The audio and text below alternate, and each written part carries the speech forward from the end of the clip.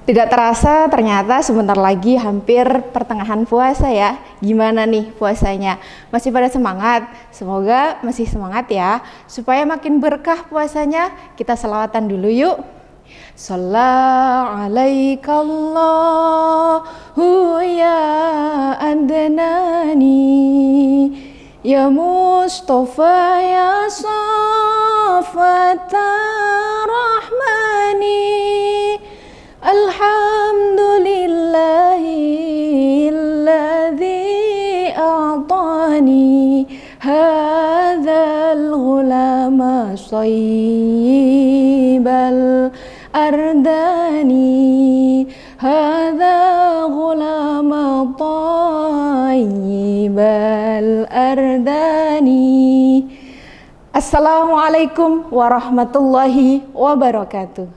Bismillahirrahmanirrahim. Alhamdulillahi wa kafa. Wassalatu wassalamu ala habibil mustafa.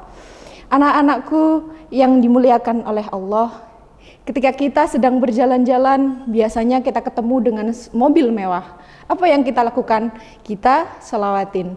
Kemudian jalan lagi, kita ketemu dengan rumah yang bagus. Apa yang kita lakukan? Kita selawatin. Lalu kalau kita melihat motor teman kita atau benda-benda teman kita yang lain yang kita suka, biasanya kita selawatin. Dan hajat-hajat lainnya yang kita punya yang begitu banyak, kita selawatin.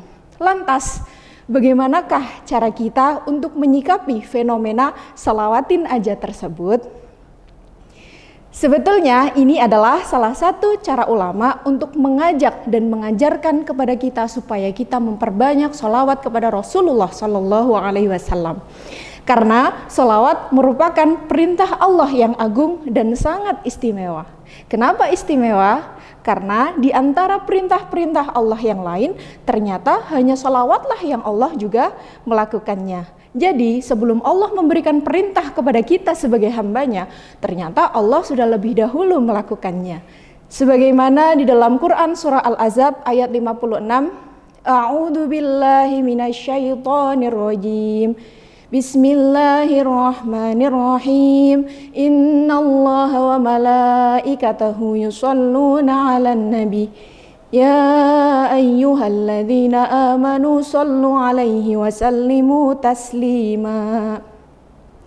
Di dalam ayat tersebut Allah Subhanahu wa taala telah memberikan perintah kepada kita untuk membaca salawat kepada Nabi Muhammad sallallahu alaihi wasallam. Para ulama bersepakat berdasarkan ayat ini bahwa kita wajib untuk membaca sholawat kepada Nabi setidak-tidaknya 1 kali dalam seumur hidup. Tapi masa iya kita baca sholawat cuma 1 kali seumur hidup? Pelit banget.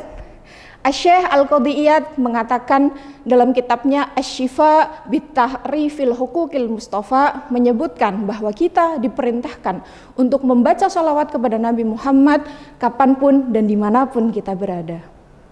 Anak-anakku yang kami cintai, ketika kita membaca sholawat bukan berarti kita sedang meminta kepada Rasulullah. Kita tetap meminta kepada Allah. Akan tetapi salah satu faktor utama ijabahnya hajat kita adalah melalui sholawat kepada Nabi Muhammad sallallahu alaihi wasallam. Seperti yang diriwayatkan oleh Sayyidina Umar bin Khattab, "Inna du'a mauqufun bainas sama wal ard. La yas'adu minhu syai." Sesungguhnya doa itu tersekat antara langit dan bumi dan tidak akan terangkat hatta tusalli 'alan nabi ka Muhammadin sallallahu alaihi wasallam, sehingga kita membaca salawat kepada Nabi Muhammad sallallahu alaihi wasallam. Makanya para ulama mengajarkan kepada kita pada saat kita akan berdoa sebelum dan diawali dan diakhiri dengan membaca salawat kepada Nabi Muhammad sallallahu alaihi wasallam. Sallu ala Nabi Muhammad. Keutamaan atau fadilah salawat itu terlalu banyak. Akan tetapi jangan sampai kita mengejarnya hanya untuk urusan dunia semata-mata. Kita juga harus meluruskan niat kita dalam membaca salawat, yaitu untuk meraih ridha Allah Subhanahu wa taala dan juga mengharapkan syafaatnya Nabi Muhammad sallallahu alaihi wasallam kelak di akhirat. Lantas, apakah boleh kita meminta sesuatu hanya dengan sholawat? Tentu saja boleh, karena Dalam sebuah hadis yang dikutip oleh Al-Imam Ibnu Hajar Al-Asqalani menyebutkan dalam kitab Fathul Bari bahwa barang siapa yang memperbanyak sholawat, Rasulullah bersabda, idan tu'fahammuka wa yughfaru dzambuka, maka akan dicukupkan segala keperluannya dan akan diampuni segala dosa-dosanya. Rasulullah Shallallahu Alaihi Wasallam juga bersabda, man shalla alayya sholatan wahidatan, barang siapa bersolawat kepadaku satu kali, sallallahu alaihi ashran, maka Allah akan membalasnya dengan 10 kali. Inilah kemuliaan Nabi Muhammad yang bisa kita rasakan. Ketika kita membaca sholawat hanya 1 kali saja, maka Allah akan membalas dengan rahmatnya 10 kali lipat. Dan rahmat inilah yang nantinya akan menjadi keuntungan bagi kita. Ketika Allah memberikan rahmatnya kepada kita, maka Allah akan mengabulkan segala hajat-hajat kita. Kemuliaan Rasulullah Shallallahu Alaihi Wasallam begitu sempurna. Kalau boleh kita umpamakan, Nabi Muhammad itu seperti gelas atau cangkir yang sudah terisi penuh dengan air. Sholawat yang kita baca seperti kita menuangkan air ke dalam gelas yang sudah penuh tersebut. Apa yang akan terjadi?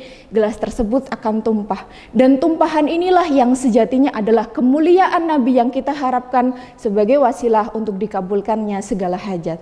Di bulan yang mulia ini, marilah kita memperbanyak sholawat. Semoga dengan sholawat yang kita baca akan menjadikan kita diakui sebagai umatnya Nabi Muhammad dan kelak akan mendapatkan syafaatnya di yaumil akhir. Akhir kata, ubur-ubur ikan lele. Mohon maaf kalau ada salah ya, Le. Wassalamualaikum warahmatullahi wabarakatuh.